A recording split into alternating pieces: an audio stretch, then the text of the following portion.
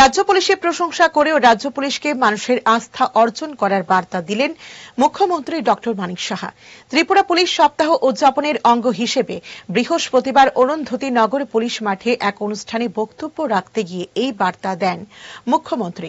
অনুষ্ঠানে বক্তব্য রাখতে গিয়ে তথ্য তুলে ধরে মুখ্যমন্ত্রী ডক্টর মানিক সাহা দাবি করেন, 2023 সালের তুলনায় 2024 সালে রাজ্যে সামগ্রিক অপরাধ 19.3% হ্রাস পেয়েছে।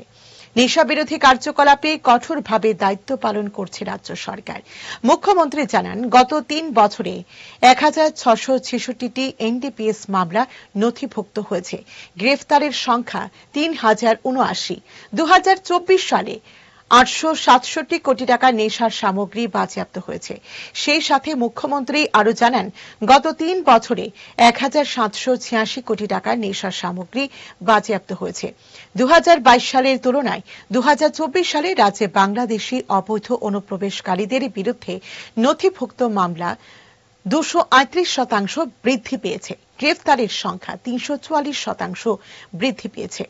2024 সালে রাজ্যে মহিলাদের উপর অপরাধের সংখ্যা 55% কমেছে। 2024 ইংরেজি সালে যে উদ্ধারকৃত নিখোঁজ নাবালিকা মেয়ের সংখ্যা রাজ্যে 280, রাজ্যের বাইরে 17 এবং উদ্ধারকৃত নিখোঁজ মহিলার সংখ্যা রাজ্যে এখানে প্রায় 1103 এবং রাজ্যের বাইরে 105। তো এর মধ্যে 18 জন নিখোঁজ বালিকা মহিলাকে আগরতলা বিমানবন্দর থেকে উদ্ধার করা হয়েছে। 2024 ইংরেজি সালে মোবাইল পুনরুদ্ধার, সাইবার জালিয়াতির অর্থ ব্লক করার তথ্য আমি আপনাদের সামনে রাখছি। হারানো বা চুরি যাওয়া মোবাইল পুনরুদ্ধারের সংখ্যা প্রায় 833। সাইবার প্রতারণামূলক অর্থরাশির অর্থমূল্য প্রায় 3,99,84,099।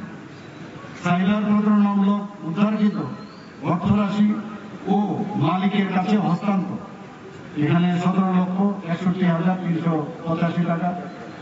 2024 ইংরেজি সালে রাজ্যের বাইরে থেকে 25 জন আসামিকে গ্রেপ্তার করা হয়েছে। এছাড়া পুলিশের সতর্ক নজরদারি ফলে আগরতলা বিমানবন্দর থেকে মোট 61 জনকে যে অপরাধী তাদেরকে গ্রেপ্তার করা হয়েছে।